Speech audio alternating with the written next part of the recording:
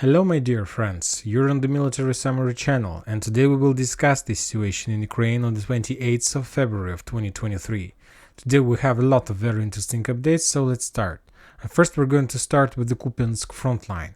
The Ministry of Defense of Russian Federation reported that during the previous 24 hours, the Ukrainians lost just 25 soldiers and 2 armored vehicles.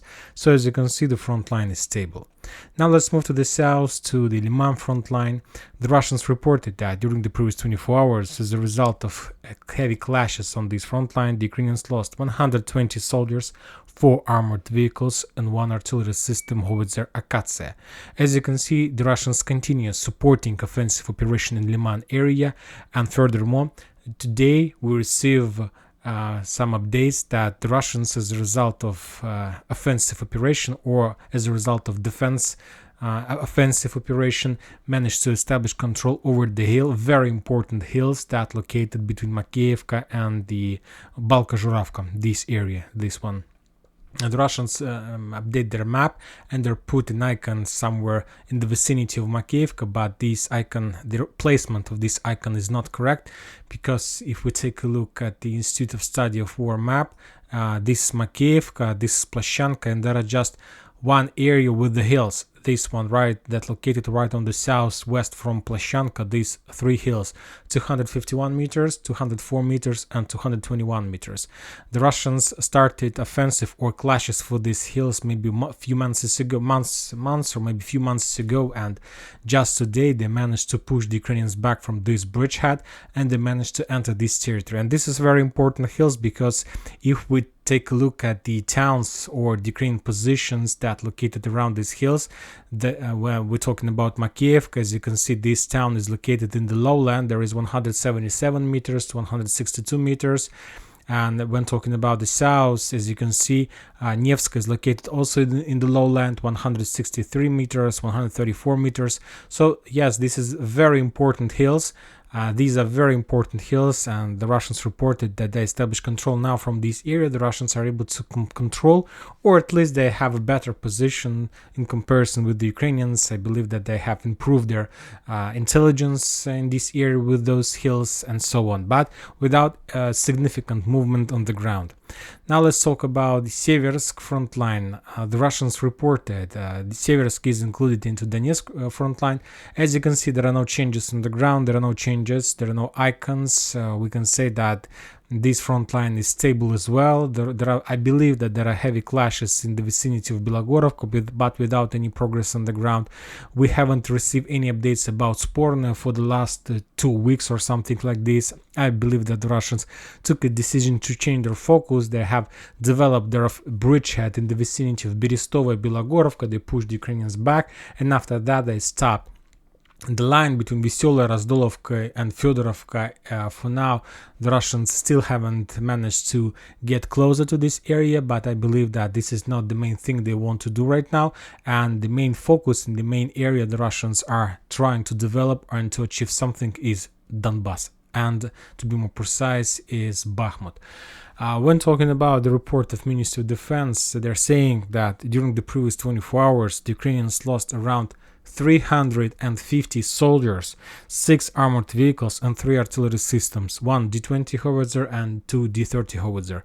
So as you can see, the Russians are saying that the Ukrainian lost 350 soldiers as a result of clashes during the previous 24 hours. And this is the biggest level of Ukrainian losses, I believe, for more than 6 months on this front line. So as you can see, there is a real culmination of clashes, but also would like to add that if you remember yesterday we discussed that Wagner's made another attempt, or some unexpected attempt, to attack Bogdanovka, the small village that located on the northwest of Bakhmut and on the east from Chasov Yar, this area. And as I understand, they were pretty successful, and while attacking they forced the Ukrainians to move some reserves from Grigorievka. And if you remember yesterday I told you that the Russians discovered that redeployment and they attacked this area with artillery and missiles, and also the Russians sources were saying that Ukrainians had a lot of losses. So I believe that the number of 350 soldiers among manpower includes the information, the Ukrainian losses during this redeployment. So maybe this is the reason why the losses is so high. But anyway, way, 350 soldiers is a very big number. As you can see, when talking about the north part of Bakhmut, there are no changes. The Russians are not saying anything about any further development in direction of, let's say, Khromovo or Bogdanovka. There were no updates about movements in Orekhovo-Vasilenko and Grigorievka, but the Russians are pushing, and they're pushing all over the front line. And today, let's discuss Bakhmut. We will discuss Bakhmut one more time, but today we will discuss Bakhmut a little bit in some other way. But before we start, today we can say that the 28th of February is the first day when the Russians are saying that they spotted tanks Leopard on the west part of Bakhmut.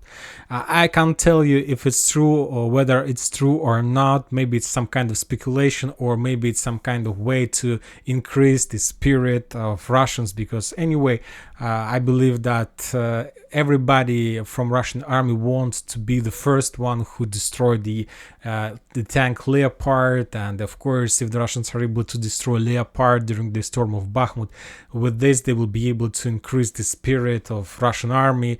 They will make a very significant media victory. I believe that, let's say, if at the same day the Russians destroy tank Leopard and take control over Bakhmut, I believe that the piece of news about destroying tank Leopard will be much more bigger, I don't know how to say, for the Russians than to establish control over entire Bakhmut. Because for now there is like some kind of legend that Leopard is something that impossible to destroy and some kind of game changer. So it's very important for the Russian spirit, for their forces, for the soldier on the ground to understand, to see the video and photo confirmation of destroyed Leopard.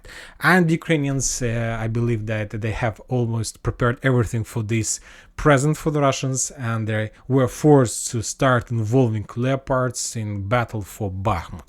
Now let's talk about Bakhmut one more time. The Russians are saying that as a result of clashes during the previous 24 hours, they managed to achieve some progress on the east part of Bakhmut, and they're saying that they managed to establish control over residential area, and they got the bank of Bakhmutka river. So this way. So what does it mean? That means that they managed to split the eastern part in two parts, the north one and the south one. Now let's return back to the Western sources map. As you can see, there are no updates, and when talking about the Western source map, we see that the entire eastern part of Bakhmut and the south one is under complete Ukrainian control, but this is not like this. First of all, let's update this map one more time according to information we have. First of all, the north part about Dubovo, Vasilievka, according to the Russian sources, they established control over this area, and they somewhere in the outskirts of the north part of Bakhmut, or in the outskirts of residential area, this industrial zone that located on the north. Let's color this area in red, just for better understanding, because sometimes the blue color confuses us. So this is about the north. Dubovo, Vasilievka I marked as the territory under Ukrainian control, or at least in the gray zone. For now, till today, there were no updates about any progress from the Russian side in the vicinity of this town. Now let's take a look at the Bakhmut itself. As you can see, as I told you, the eastern part and the south part is under Ukrainian control according to this map. But if we take a look at the Russian source map, they have established the 100% control over the Opytnaya and the south part of Bakhmut. So we are talking about this area. So as you can see, according to the Russian source map, they managed to establish the control over the first two streets in the south block of Bakhmut. I'm talking about these streets and this block. And when talking about the north part, this entire industrial zone, or the northern one, is under complete Russian control. I'm talking about this area, as you can see, according to the Russian sources. And the western part, and eastern part, and the central part, the Russians have significant bridgehead in this area. And furthermore, they reported that they managed to develop this bridgehead, and they reached the Bakhmut river. And we're talking about this area. So now let's update this map just for better understanding the further Russian plans in this area. So this is the situation in Bakhmut according to information we have right now, and according to the Russian sources. It's very important to understand and to know the difference between these two maps and between these two situations.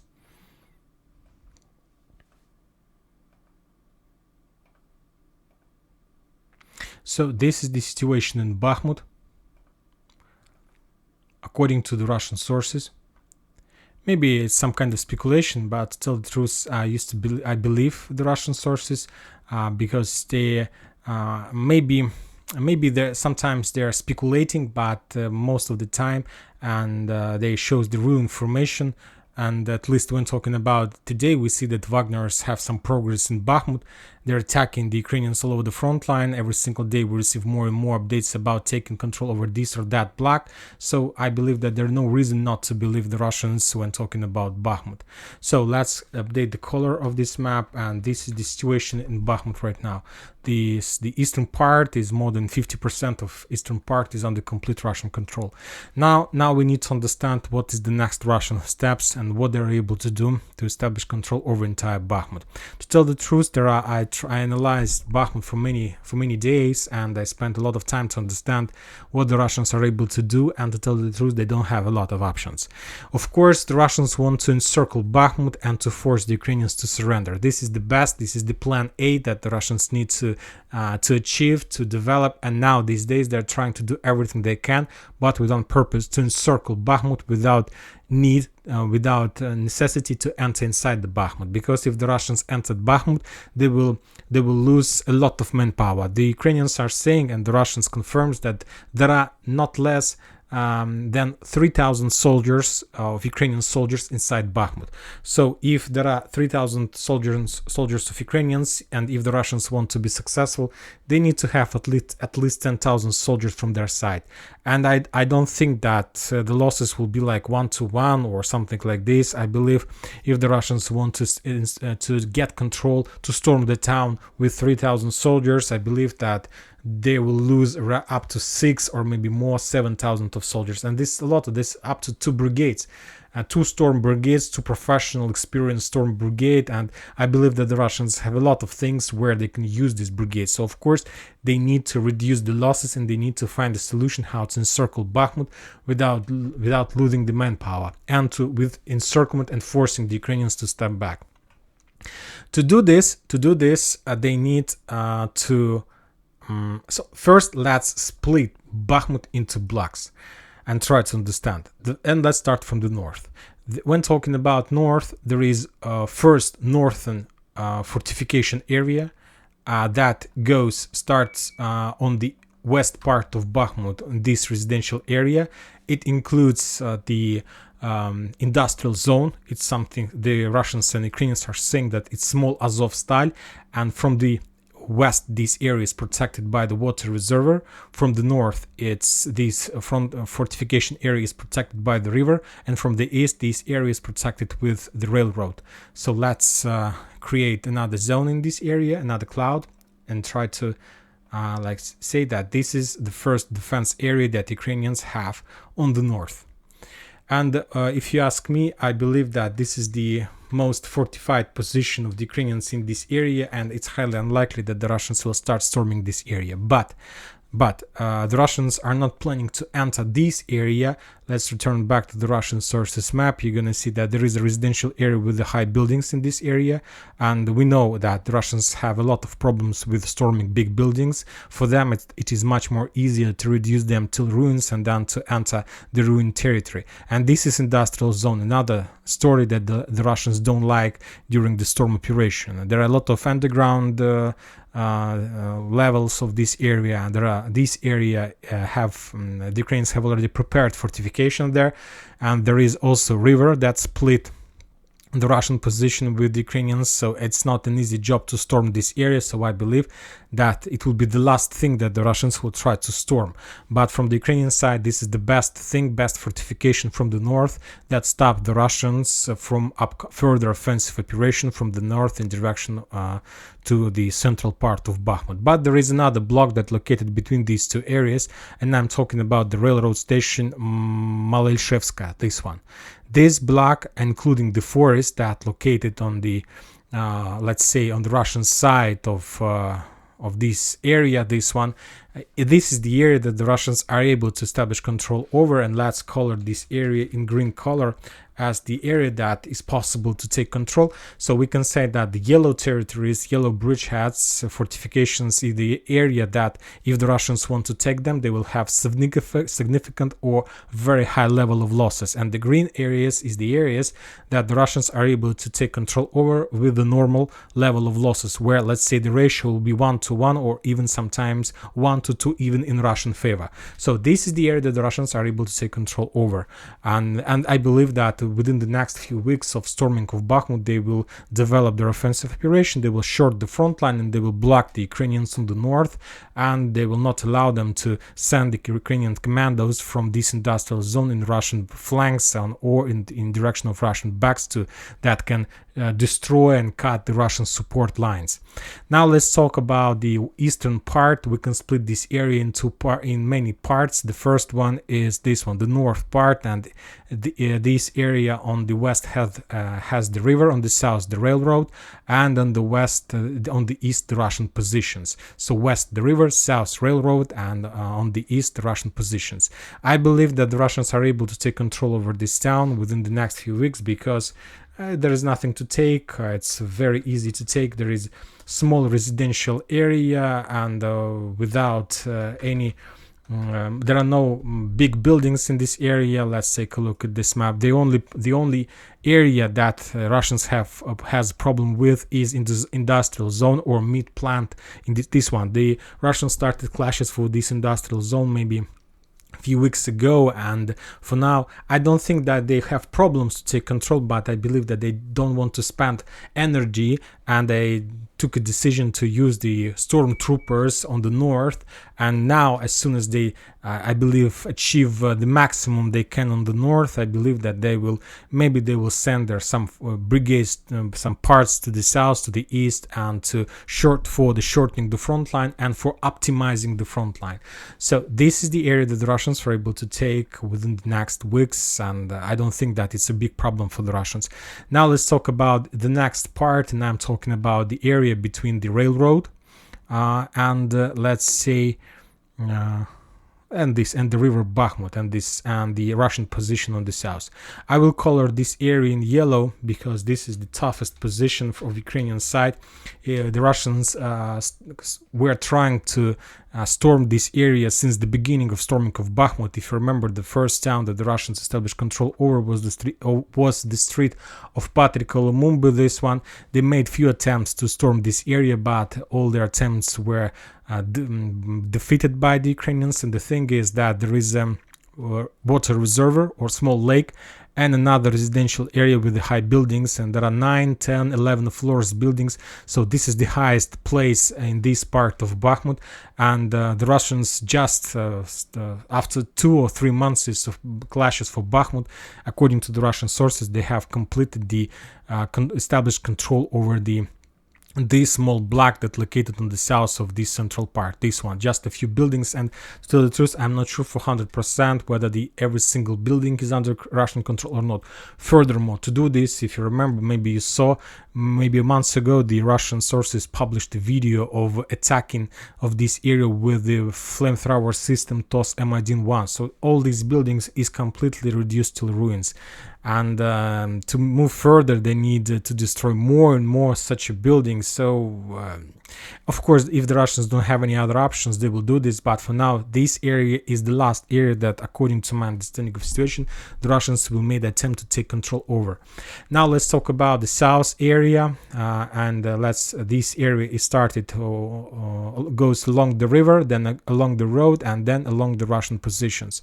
So this one, as you understand, the Russians reported that they managed to develop significant progress in the central part, along the residential area, along these streets. There are small buildings, and I believe that Ukrainians took a decision to step back. So that means that the area in the south will be taken by the Russians as well. So I will color this area in green because I don't think that the Russians are going to have a lot of problems to take control over this area as well. Okay, now we complete with the eastern part, and from this perspective we see that there is one important fortification that located on the central part that goes along the main road N32, this one, and I believe that Ukrainians will try to keep this bridgehead as long as possible, and after that they will step back inside the central defense line, the central defense area zone of Bakhmut offensive operation. Now let's move back to the south, and this is one of the most important, one of the most interesting bridgehead in this special operation, in offensive operation of Bakhmut. There are three blocks. There are three blocks in this area, and let's update this block according to information, my understanding of the situation. This is the first block, and this is the final block in the south that still remains to take, and I will color this in green because I don't think that the Russians will have problems to take control over this area, and but this is very important block for the Ukrainians. So I would say that it is not a very big deal for the Russians to take control over this block, but the Ukrainians understand that they need to hold this area as long as possible. When talking about this north part and let's say about the east part of these two blocks, the Ukrainians are able to hold this area just because of the fact that there are some barriers like big buildings, industrial zones like railroad, and they are able to hold these territories as long as possible just because of this. But when talking about the south, there are no big buildings, there are nothing here. Furthermore, there is a rivers that encircle this area from many sides, and it's, of course, it will bring a lot of problems to supply and support this area. There are no big buildings in this area, so I don't think that it's a very big deal for the Russians to establish control over this area. But the Ukrainians understand if the Russians get this block, then they will this situation will open the Russians to take control over another two important blocks, these two important blocks.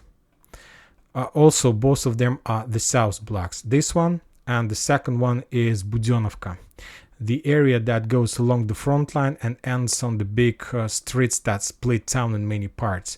So these two blocks, if the Russians are able to take control over this green block, then these two blocks will be taken by the Russians easily without any problems, because these two blocks is also residential area with small buildings, without sniper positions, without big buildings and so on.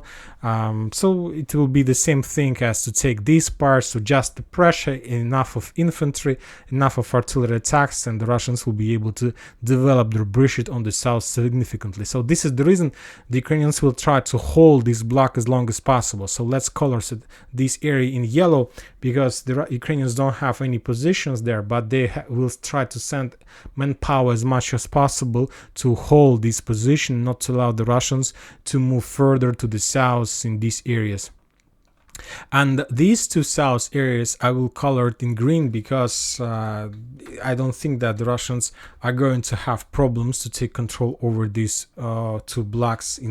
So as we discussed, the green blocks is the blocks that the Russians are able to take with the normal level of losses, and the yellow one is the blocks that the Russians are able to take with significant or very high level of losses for many reasons. First one is the barriers, another one is strategic importance for the Ukrainians, and they will send manpower without counting this manpower, just on purpose to slow down and stop the Russians. Now we are moving to the east part of Bakhmut, and to the west part of Bakhmut, and there is one big fortification that located exactly on the west side of Bakhmut, this one. So this is a very powerful and very important fortification area. To tell the truth, it's some kind of like a small Ugledar inside Bakhmut. Well, let's return back to the Russian sources map. You see there are a lot of big buildings. They're very close to each other. So just a suicide operation. I don't know the number of Russians that they need to take control over this block. I believe that Ukrainians just with 1,000 army are able to hold 10,000 army attack in direction of this block, because this is a perfect position to protect and to defend the Ukrainians on the west side of Bakhmut. So this block to take this block, attack. So as you can see, Bakhmut is encircled with nice fortifications from the north, from the east, from the west, and there is a very big problem on the south. So I believe that for now the south is the tastiest piece of Bakhmut cake for the Russians, and I believe that as soon as the Russians complete their mission on the north, as soon as they understand that they are no longer able to develop their offensive operation further, they will change their focus to the south and they will start movement to the south. And there is another last block. The fortification is the central one, this one. And of course, it's the central part with the big buildings, with everything the Ukrainians need for holding this area for a very, very long time. So now let's discuss. So the Russians have two options. The plan B is first to take control over the green parts of Bakhmut. With help of this, they will be able to short the front line, and then they will be forced to start offensive operation inside the yellow blocks, and with the very heavy losses they will be able to take control over Bakhmut. And I'm not sure that Bakhmut won't be erased from the Google map, from the map of Earth after that operation. It's the plan B. The Russians will try to implement this plan in case if they are not able to encircle Bakhmut. To encircle Bakhmut, the Russians need to take control over Ivanovska, and this is also a very important area, and the Russians started offensive operation in the direction of Ivanovska, I believe, a very long time ago. At the same time, they were storming Klishchevka, so they are trying to penetrate the Ukrainian defense orders in this area for the last 2 months, I believe. Sorry, I chose the wrong color. And I don't think that I believe it will be a very big luck for the Russians if they are able to take control over Ivanovska, because this is the focal point. And now, as you can see, the Ukrainians understand the situation as well, and they're trying to build their defense like on triangle. Let's say triangle method. This is the base, and this is the main corner of Ukrainian defense in this area. And if the head of triangle falls, the entire Bakhmut will fall immediately.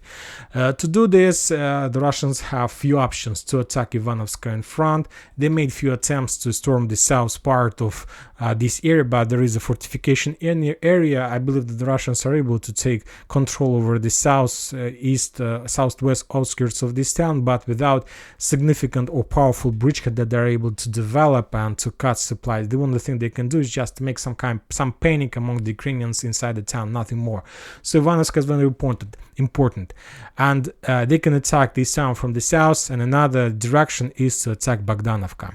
And the Russians made few attempts of storming Bogdanovka during the previous 48 hours, and if the Russians are able to take control over this town, then they will be able to cut and maybe even to establish control over small town Kanal, this one. Of course, we can color this territory in yellow. Anyway, the Russians are going to have a very high level of losses during the storm operation of Bogdanovka. But if we compare the losses that the Russians can have by storming these two towns and by storming every single block in Bakhmut, of course, to take Bogdanovka and small town Kanal is the best solution, because if they're able to take, the entire defense of Bakhmut will be collapsed automatically and very fast. When talking about the north, there is Grigorievka, Orekhovo, Vasilievka, and all these towns are on the hills, and the Russians need to storm from the low level, from the lowland in direction of the hills, and without support of armored vehicles. We understand that if the Russians take a decision to storm Bogdanovka, they will do this just with support of aircrafts, air carriers, Su-25, I believe, and maybe artillery. I'm not sure that the Russians are able to bring some armored vehicles that are able to pass these fields, these bad quality ground and roads. So mainly they will be forced to use just the empty infantry and nothing more. So it's also not an option, and very difficult to understand. But And there is a third option. So the first one, try to encircle using Bogdanovka, Ivanovska. If the Russians are able to take any of these towns, any of these zones, they will encircle Bakhmut completely. But they need to establish control at least over one of these bridgeheads, or Bogdanovka Canal or Ivanovska. So let's assume that the Russians are not able to establish control over these two areas, but they need to develop their progress inside Bakhmut. Yes, and the second option, to establish control over green zones and then to enter the yellow zones, and with the very heavy losses to establish control over Bakhmut. To tell the truth, I don't believe in this option. I don't believe this because the Russians, they understand that they need to keep and save stormtroopers, because as soon as they take Bakhmut, there are still 5 or 4 more Bakhmuts like Konstantinovka, Drushkova, Kramatorsk, and Slaviansk. They need to keep and save their experienced forces, so that's why I believe they will choose the third option. And the third option is almost the same like the second, but with one small difference. The Russians will take control over the green parts, and after that the Russians will send aircrafts, and they will bomb the central part with the FAB 500 and 5,000 bombs and so on.